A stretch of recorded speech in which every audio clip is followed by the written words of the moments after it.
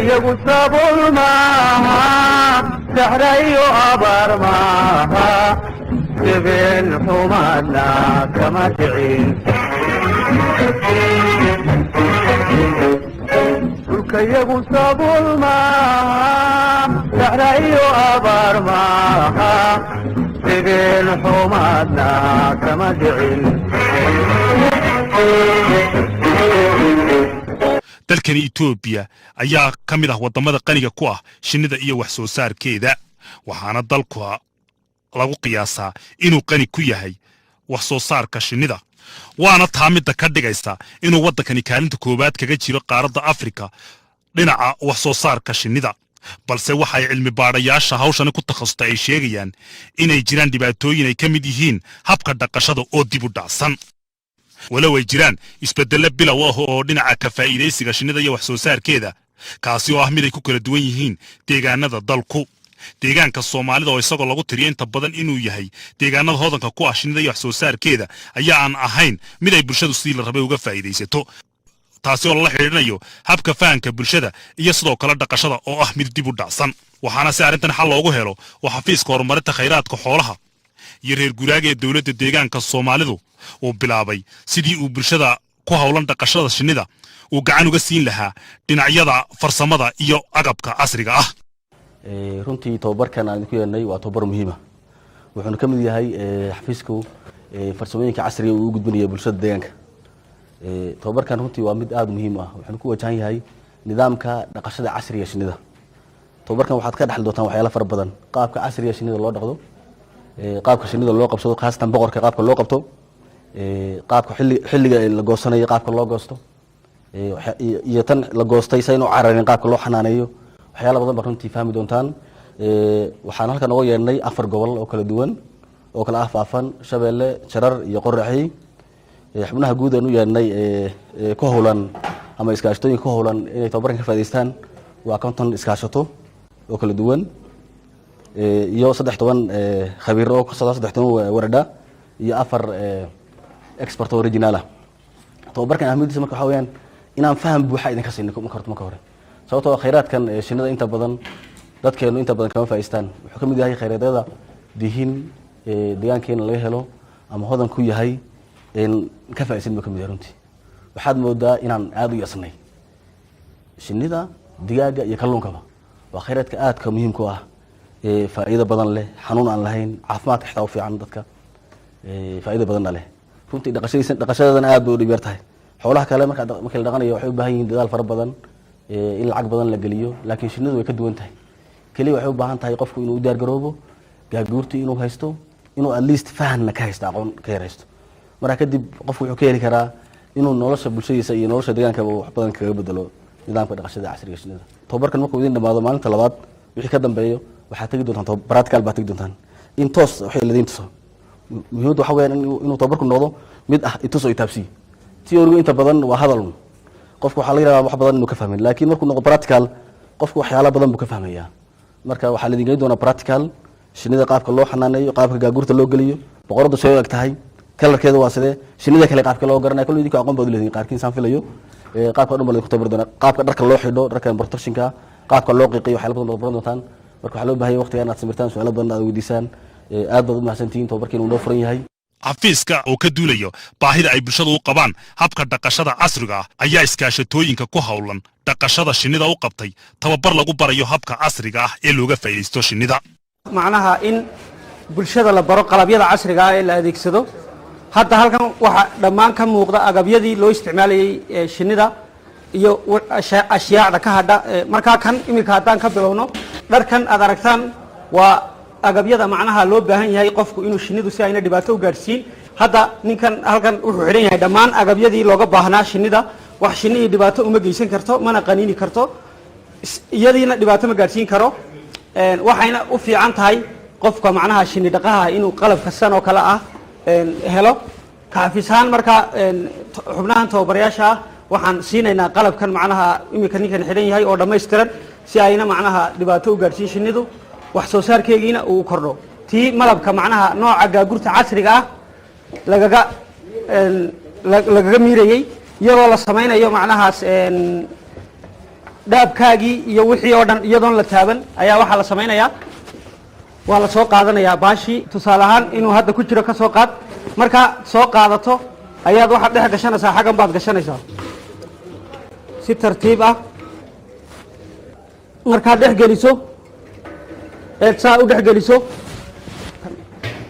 ayaad waxaad samaynaysaa tii kalena ilaa 3 xabo adigu ayaad hal mar gelin kartaa oo shinnidii malabkii macnaha ku jiro adigoo ka reebaya macnaha shinni inay meesha soo dhex gasho sababtoo ah si malab tayale loo soo saaro waxaad adeegsanaysaa inaad shinnida wixii la socota aad iska reebto tusaale ahaan malabkii wuu wada xidhan yahay kadib shinnidii oo halkan la socota ayaad san uga ridaysaa maadaama boqoradii halka ay ku jirto way ka hadhaysaa waxaad soo qaadanaysaa dhaabkaagii baad soo qaadanaysaa kadib waad gelinaysaa markaad saa u geliso xabad saddexaad baa inoo hadhay xabaddaana markaad saa u geliso eed saa u samayso ayaad waxaad samaysanaysaa malabkaagii si ayna wax kale ugu dhicin waa ina daboolato markaad daboolato ayaa waxaad samaynaysaa saasaad u wareejinaysaa aad si u wareejisa ayaa waxaad samaynaysaa isla markaaba waxaad ku celinaysaa dhaabkaagii oo ku samaysan malabkii ka miirmay ayaad ku celinaysaa gaagurtaadii si ay shinnidii macnaha malab kale haddana u samayso kadib markaad ku ceshato eed dhammaan aad saa ugu ceshato waxaad halkaa macnaha faa'iidada ay leedahay waa maxay waagii hore macnaha ta dhaqankaa markaan isticmaalayno daabka iyo waxaan oo dhan waa la isla tuuri jiray marka macnaha laga miiro malabka waa la iska tuuri jiray ama shinnidaadaad siin jirtay hadda laakiinse shinnidaada waqti badan oo ka qaadan lahayd inay daabkii soo dhisto ayaad macnaha u fududaysay oo daabkii oo sidiisii u diyaarsan ayaad halkaa u gelinaysaa midda kale waxaad samaysan kartaa xabag barshadii ka soo hadhay daabka iyada laftirkeega nidaam kale uga faa'iidaysan kartaa kan aad aragtaana sidoo kale waxaa loogu talagalay gaagurta dhaqmiyinka in malabka laga miiro taasi gaagurta casriga ahayd tan gaagurta dhaqmiyinka waxaa looga miirayaa daabkaagii oo wareegsan oo macnaha shinnidii gaagurta dhaqankii maadaamay noocan oo kale u samaysan tahay ayaad soo qaadanaysaa markaad soo qaadato waad ku dhex ridaysaa halkan markaad ku dhex riddo ayaad waxay leedahay loox gudaha ku jira looxaasi ayaa waxaad samaynaysaa inaad dusha kaga gejiso waxaana la yidhahda honi bresser baa la yidhahda waa cadaadiye ama miire ayay noqonaysaa wuxuu samaynayaa markaa malabkaagii halkaasaad ka shubaysaa isagoo nadiifa oo aan lahayn wax qashina iyo wax shinni ah oo macnaha dhimatay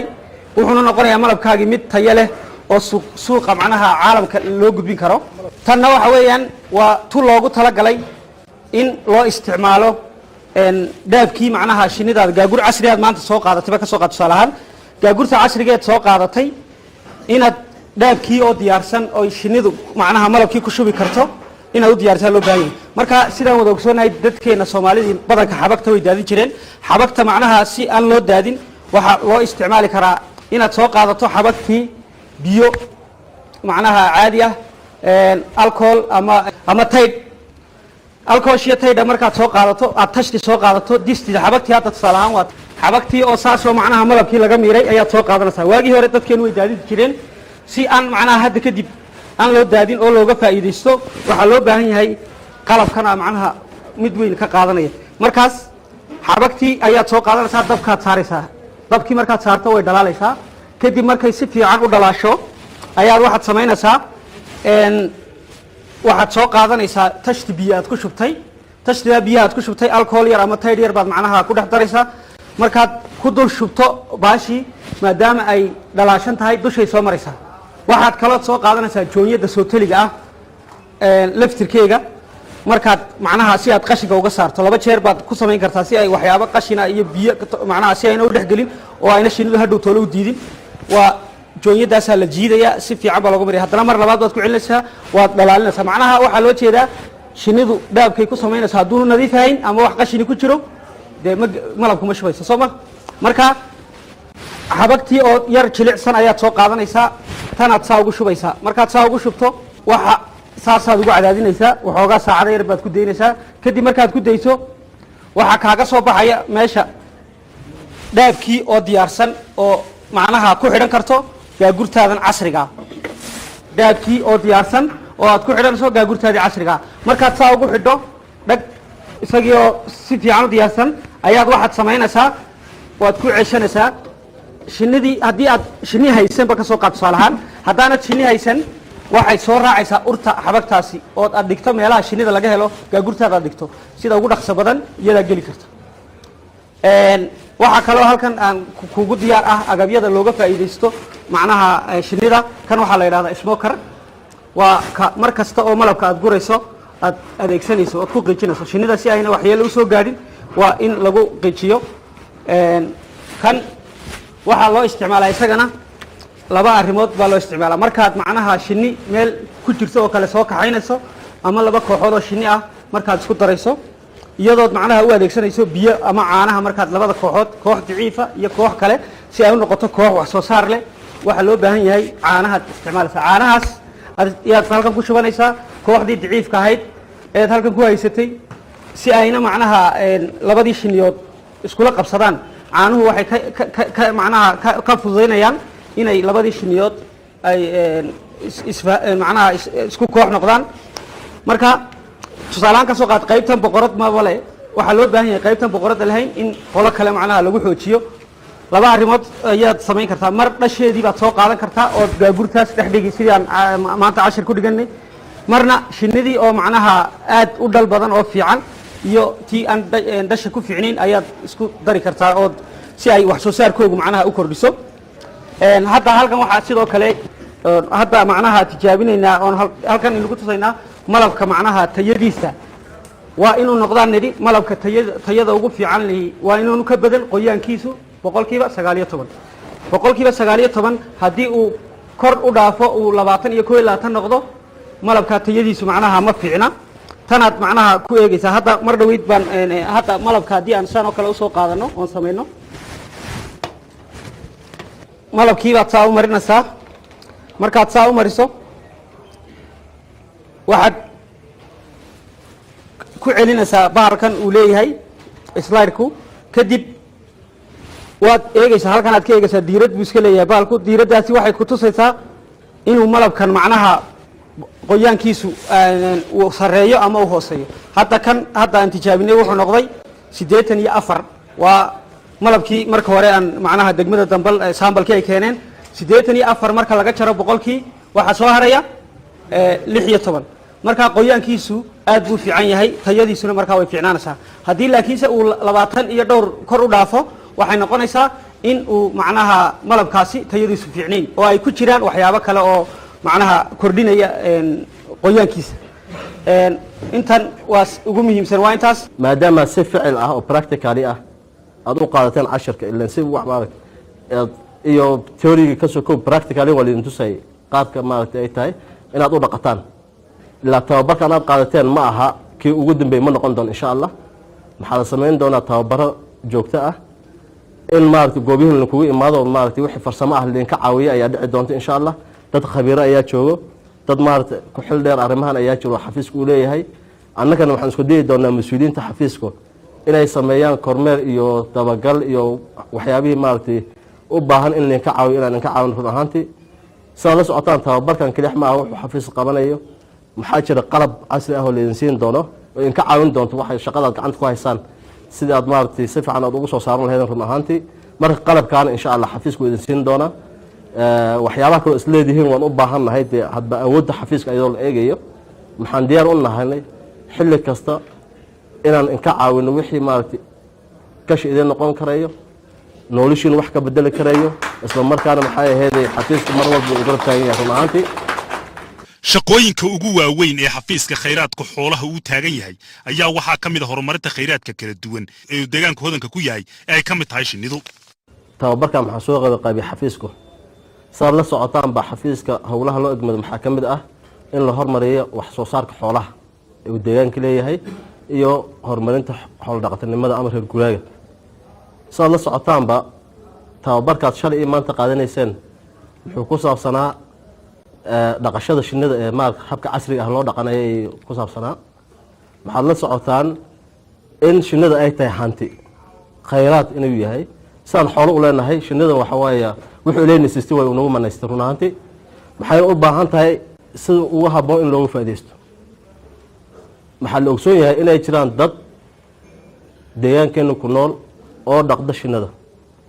ilaa qaabka ay u dhaqanayna ay tahay qaab u dib dhacsan oo traditional ah isla markaana waxa laga helay ay tahay mid aan maaragtay qiimo badan ku fadhino ama wax badan soo kordhinayn marka tababarkan waxa weeye dadka maadaama maaragtay shinnida ay tahay khayraad aan leenahay oo ilaahay noogu manaystay ee laga helay deegaankeena meelo badan oo ka mid ah in sida ugu habboon looga faa'iideysto isla markaana dadka maaragtay ka howlan shaqada ay noqdaan kuwa dhaqaale fiican ka helaan run ahaantii noloshoodan la hormariyo sidaad u socotaa ma xukuumadda dadaalo badan bay wataa laga soo bilaabo maxay ahayd ay shaqo abuurka meelaha isleenahay shaqo abuurku way ku habboon yihiin ayay ka mid tahay kulli xafiiska waxyaabo uu wax ka qabto maxaa ka mid ah shinnida in ma dhaqashada shinnida ayaa ka mid ah maxaa ka mid ah dhaqashada digaag ayaa ka mid ah kalluunka oo maaragtay deegaankeena meelo ka badan oo maaragtay deegaankeena ka mid ah laga fuliyay ayaa ka mid ah mar guud ahaan xoolaha ka sokow waxyaabahan kale ee khayraadka ah ee dadkeena in badan ay u arkin inay ahmiyad tahay in dadka lagu baraarujiyo isla markaana ay dhaqaale ka helaan noloshoodana ay ku bedelaan way ujeedada laga leeyahay guud ahaan tababarkani habka dhaqashada casriga ah ayaa ah mid ay ka faa'iideysanayaan ku dhawaad 50 iskaashato oo ah kuwa ku hawlan wax soo saarka shinnida waxaan isugu yeernay 5 gobol oo kala ah gobolka Shabeelle gobolka Qoraxay gobolka Jarar gobolka Faafan iyo gobolka Shaniile waxaan ka soo xulinay 10 degmo oo aan isleenahay degmooyinka modelka ama potentialka ee ka howlanaa dhaqashada shinnida casriga 10 degmo waxaan ka soo xulinay 50 iskaashato oo ah kuwa ugu fiicnaa ama ugu modelsanaa ka howlanaa dhaqashada shinnida casriga sad ogtiin xafiisku wuxuu ka howlan yahay inuu hormariyo ama kor u qaado wax soo saarka xoolaha ee kala duwan isagoo markaa adeegsanaya farsamooyinka casriga shinnidan waxay ka mid tahay runtii xafiisku shaqooyinku ka howlan yahay magacayga waxa la yidhaha Cabdillaahi Ibraahim waxaan dhaqayay ilaa dhowr iyo 10 sanadood hadda shinnida ha ahaatee sidaan u dhaqaynay hadda ka hor iyo maanta way kala gedisan tahay waayo waxaanu iska ahayn indhalaa dhegeli waa reer guura reer miyi guura oo dega oo guura laakiin maanta rasmi ahaan ayaanu aragnaa tababarkan waanan ka faa'iideysanay maadaama tayadeeda iyo waxay soo saarto iyo waxa dhibaato ku ah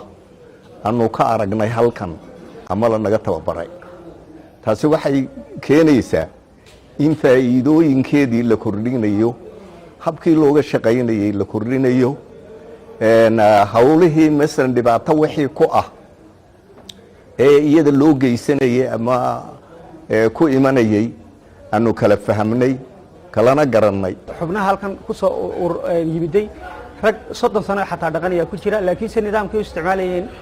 iyo nidaamka casriga aad bay kala duwan yihiin qaabkii hore loo dhaqi jiray wuxuu ahaa uun tani ku badal marka hadalka la soo duuduubo maanta waxaanu baranay arrimo kala duwan oo qiimo iyo qaaya ku fadhiya shinnida noocyadeeda oo aynaan xitaa aqoon jirin baanu baranay inta noocay ka kooban tahay khibrad degmooyinkeenna oo kala duwan arrimaha shinnida waxyaabo fara badan oo ay ku kala duwan yihiin degmooyinkeenna lafteedu ama dhirta ay isticmaasho ha noqoto ama nooca malabka ay soo saarto ha noqoto waxaanu ku baranay in malab qura uunoo kii annagu haddaanu magaalada nahay matalan maamulka magaalada Jigjigaanu nahay ku kaayagii ka duwan oo waa aragtinimo dheeraadana siiyey oo degmooyinku ay keeneen ama lagaga warbixiyey baanu halkan ka helay waa cilmi faa'iido leh oo loo baahnaa oo shaqo abuura dhinaca kale ganacsiga tayadeedu waxay tahay iyo awoodeeda kolba sida la isugu dheelitirayo aanu ka barannay halkan faa'iido weyn bay noo tahay oo sii kordhin ah dalka iyo dadkana waxtaro ah taasi haddii lagu sii wado oo wadajirkaa loo wadana faa'iidooyin waaweyn in dalku ka gaadhayo iyo isku filaansho maadaama dhulkeenna uu ku badan tahay shinnidu mid guuraysa iyo mid god ku jirta iyo mid masan lahayaba oo gacanta dadka ku jirtaba faa'iido weyn bay keenaysaa maadaama aan xoolihii leenahay beerihii leenahay webiyadii leenahay wax kastaba dahabkii leenahay batroolkii leenahay waxaan u malaynayaa adduunku inuu indhaka inoo soo shaqo tegayo wax soo saarkaasina waxay ku xidhan tahay dadka macallimiinta ama waxbartay ee koruqaadka raba dalkooda iyo dadkoogaba inay waxbaraan taasi waa faa'iido weyn marka iskaashatooyinka ujeedada ugu weyn u yahay waxa weeyaan inaan fahan dheeraada ka siino nidaamka dhaqashada casriga ee shinnida inaan ka siino saad ogtiin dadkeenu waxay inta badan shinnida ku dhaqdaan qaab dhaqami ama traditional ah qaabkaas wax soo saarkiisa aad u hooseeyo xitaa waqti badan qaadanaya in shinnida la goosto xitaa waxa kale oo dhibaato ku keenaysa shinnida inay markale meesha ku soo noqoto guurtii dhaqameed ku soo noqoto waqti bay ku qaataa ama way doolashaa marka waxaas oo dhan inaan macnaha ka hortagno waxaa muhiim ah dadka inaan fahansiino nidaamka casriga ee dhaqashada shinnida marka waxaan suugaa dadka inaan fahansiino nidaamka casriga ee dhaqashada shinnida annagoo markaas u marayna marka inaan theoretical inaan tababaro sidoo kale practical inaan siino qaabkii gaagurta loo gelinayay gaagurta casriga qaababkeeda kala duwan boqorada meesha la gelinayay shaqaalaha meesha ay gelayeen malabka meesha la gelinayay xilliga la goosanayo ku haboon qalabka la isticmaalayo waxaas oo dhan baan maanta tababaray sidoo kale waxaan iyadana si qoto dheer ugu tababaray tayada sida loo ogaado malabka inuu malabkan yahay malab biyo lagu daray ama la khalday inuu yahay iyadoo aan ku tababaray waxay sidoo kale qoto dheer inaan ku tababaray noocyaha kala duwan ee shinnidu inta badan dadkeenu aad ma garanayaan laakiin shinnidu inay kala duwan tahay noocyaha kala duwan ee shinnida qaabka loo gortay aan ku tababaray cadowga koobaad ee ay leedahayba horta inaga dhaqanayno uunba inaynu nahay cadowga koobaadba waa dadka shinnida cadowga kuwa cayayaankan kale faraha badan leh halkiisa joogo bani aadamkaaba ugu cadaawad xun oo tuulooyinka matalan dhulka kaymaha ah ee shinnidu ka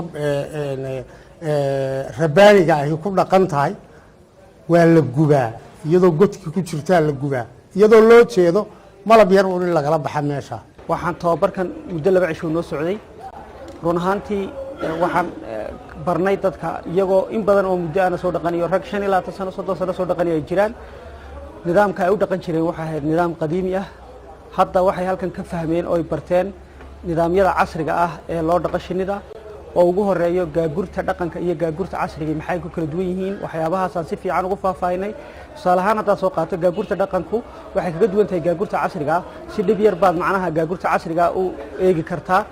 xaalad kasta la socon kartaa waxa weeyaan malab tayadiisu fiican tahay aad ka heli kartaa halka ay gaagurta dhaqanka laga sameeyo waxyaabahan hadhaaga xoolaha ah oo yeelan kara wasakh iyo dhibaato kadibna macnaha uu isla markaana macnaha malabkii tayadiisu xumaanayso xagga dhaqashadeedu anigu matalan 25 sanadood baan ka shaqaynayay 25 ka sanadood wax iga caawiya ma aan helin shinnida waqtigii ugu horeysay ee anigu aan qabsaday 25 ka sano ninkaas macallin igu ahaa Sheekh Maxamed ayaa igu horeeyay qof ii qabta 25 ka sanadood waxaan kaga shaqaynayay magaalada Dhagaxbuur adigu agaarkeeda marka runtii baashu nacfi badan bay leedahay haddii nacfigeeda la fahmo oo dadku ay fahmaan waxay leedahay nacfi aad fara badan daawo fara badan bay leedahay dhaqaalaha ka soo galaya marka runtii dadkeena waxaan ayna aad u fahmin baasha faa'iidadeeda iyo dhibaatadeedana kala fahmin waxaan waa khayraad waddankeenu uu leeyahay khayraadka waddankeenu uu leeyahay xooleynu leenahay beeraynu leenahay shinnida hadda ka hor ma ayna xataa xafiisyadeenu ma ayna qiimayn jirin marka waxaad moodaa hadda in loo soo jeedsaday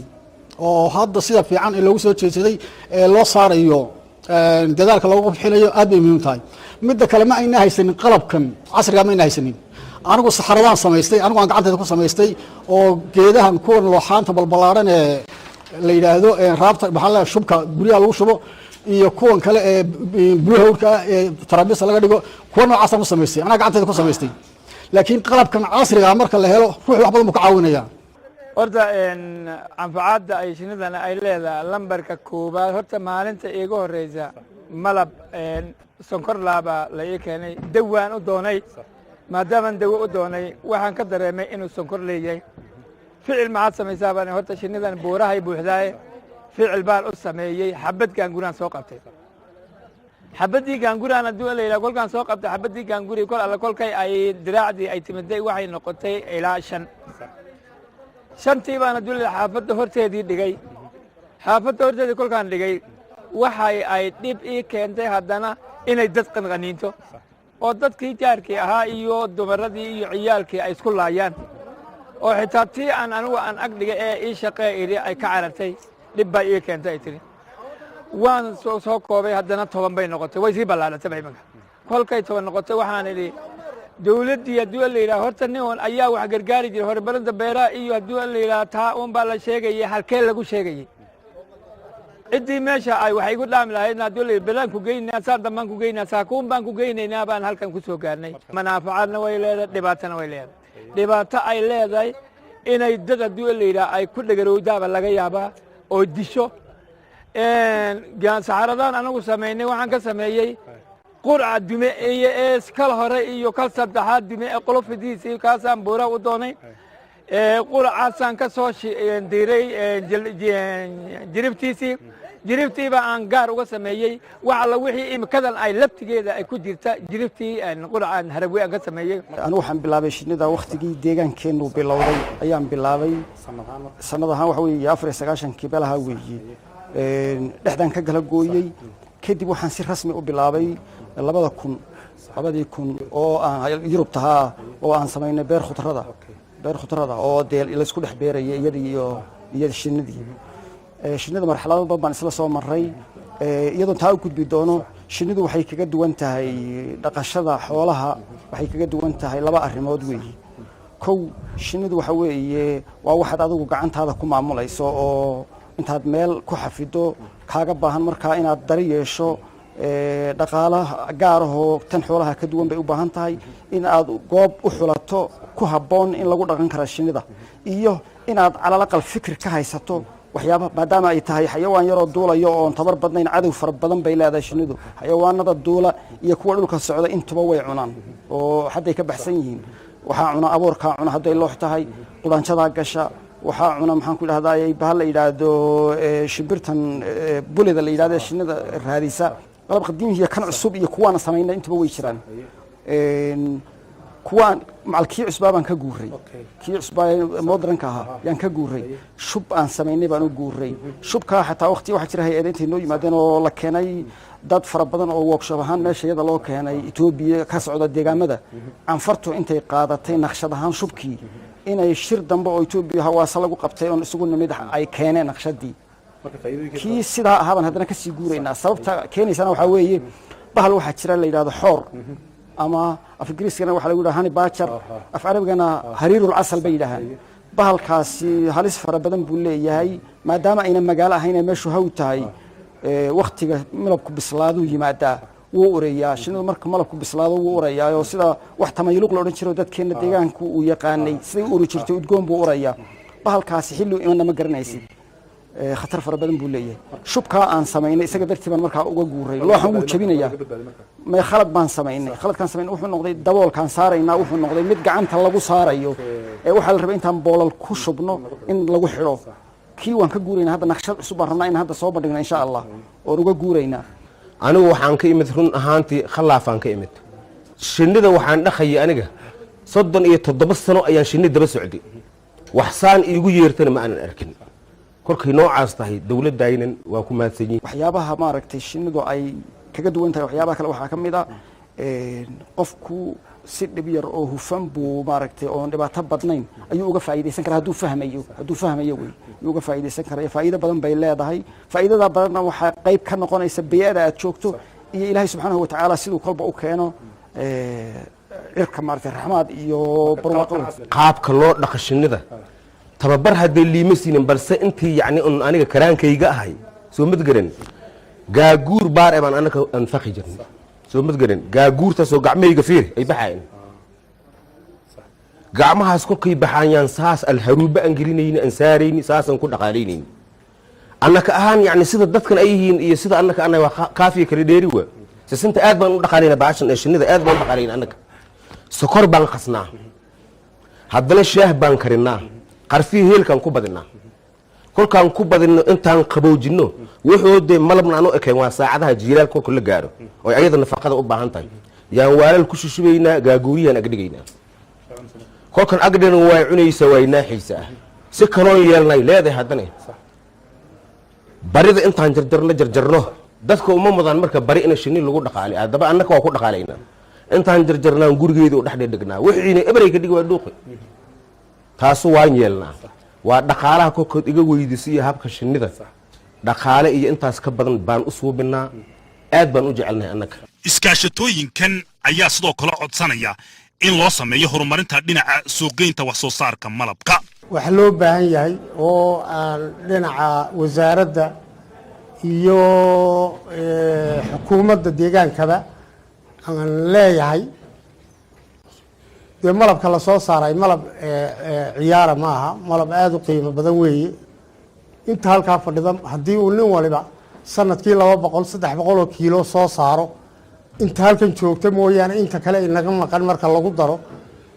dee waa malaayiin kiilo bay noqonaysaa waxaa loo baahan yahay inay iska meel dhaxuun ku khasaaraan maaha ama in magaalooyinka uun ku dhex baaba'aan malabkaasi in uu helo suuq loo iibgeeyo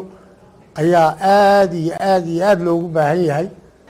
waxaan iyadana samayn doonaa suuq ballaarin iyadana waan samayn doonaa xafiisku way u go'an tahay inuu suuq ballaarin sameeyo oo aan isku xidhno warshadan hadda dowladda xukuumaddu ay samaynayso ee laga samaynayo gobolka erar iyo warshadaha kale ee ka jira runta Ethiopia inaan u sameeyno waxaan u go'an tahay suuq xidhna u samayno si markaas dhaqaalahooda aan kor u qaadno waxa weeye marka loo eego dad badan oo kala oo fursad helin ayaa jira oo laga yaabo inay ku jiraan shaqadan run ahaantii hadda markaad ku laabataan degmooyinkiina run ahaantii waxaan jeclahay inaan faro dadka walaalihiin ee shaqadan ku jiro waxyaabaha aad halkan ka heshaan ina maaragtay si maaragtay wanaagsan aad ugu gudbisaan ilaan waxa weeye aqoonta aad halkan ka heshay in aad ku ekaato maaha in aad ka faa'iideysato maaha wax lagu siinay waxa weeye bulsho badan inaad ugu faa'iideysaan maadaama la doonayo run ahaantii markaad halkan ku laabataan in maaragtay sida ugu habboon aqoontii iyo xirfadda aad halkan ka heshay run ahaantii hoos loo dhaadhiciyo ayna ka muuqato shaqadii imika haddii la yidhaha kol alla kolkaan imika aan soo gaarnay oo ilaahayba keenay oo haddii la yidhaha horumarinta beeraha iyo wasaaradihii ay xoolaha haddii la yidhaha aan isku niminay qalabkan casriga ee eegana la siinayo waa kala maam dheer weyn yaan imika ay kolkaasna siiseen haddii la waxaan ku mahadinaynaa inaad weliba sidaad maanta noogu bilowdeen annaguna aan kuwa kale ka bedelo kolkaa dhibaatadeeda way yaraanaysaa kolkaa intaad doonto 1,000 haddaad gaarsiiso 2,000 haddaad gaarsiiso wixii aan ka beeray horta shinnada iyadaa beeray ficilkiina annaguna waa muujinaynaa qalabka casriga ee imika nala siinayo oo maanta aan halkan ka qaadanayno waa qalab casri oo iyaduna hadda xitaa manaafacaad ay ku keenayso xitaa dadka iyo xoolaha ku dhagaroobayso kaga nabadgelayso mahanta waxaan nimaadinayaa eega meeshan aan joognay qalabka aan niga qaadanayno inaad annaguna nagu tiyagelisiin haddii la yidhaha horumarta bahjeedka aadna siisiin bahjeedka annaguna maxaan ku samaynaynaa inaan horumarin samayno ee ka reerka nagaga hadhay ka waddanka degmada nagaga hadhay aan ficilkeedii u samayno kii buurta ka gubayana uu ficil soo galo oo inuu nala samayso aan doonayno inuu manaafacaad haddii ay 100 noqoto 200 laga dhigayo waxaan inaga rabnaa inaad bahjeedkiina aad noogu daba dartiin السلام عليكم ورحمة الله نظام كان عصري والله أرمود بنقصه كردين كرا كو قف كان أديك سنة جاي إنه هرمر سمايو أو فهمه برشادنا أدوم إنه هرو صعطة أو وحياري هرا لقى جورا إنه هرت فهمه وحيفضل ذينا يساقاب كانوا عصبي إنه قف كي هلا يسوي هرت وحو يسجد لقاش ندي وهلا لفيه سي وسجد دفاع هلا بقردي وحو كحرسته إنه هلا وحو يسجد شو عصري إنه هلا maxaan ku dhahday inuu helo wuxuu boqoradii ku qabsaday inuu helo adeegii adigu shinnidu lahayd oo fudud inuu qofku helo taas waxay saamaxaysaa qofka hawl fududayn u keenaysaa inay ku dhiiri geliso wax soo saarkiisu inuu kabco bay kordhinaysaa ilaa xad bay macnaha wax tar leedahay ilaa xad qalabka maxaa lagu soo kordhinayaa annakoo haysana baar yaa oon gacmahaas daalayno yaanba malabka ku soo saaran jirno hadda oo maaragtay agaasimi asnana joogan weligay hortagin ay dawladdii ayna kaalmaynayso yaa oo lagu yiri iska dhaaf waxaad khodaysay yaa qalabkan baan ku siinaynaa looxaanta ka faa'iideyso yaaba heli karo wax soo saarka shinnida ayaa door muhiim ah kaga jira horumarka dhaqaalaha dalka iyo kan deegaankaba iyadoo waqti xaadirkana dawladda deegaanka Soomaaliya iyo federaalkuba ay mudnaan gaar siiyeen sidii loo horumarin lahaa habka dhaqashada casriga ah dhulkayagu sabool maaha saxrayo abaar maaha sibeen xumaadna kama dhicin dhulkayagu sabuul maaha saxra iyo abaar maaha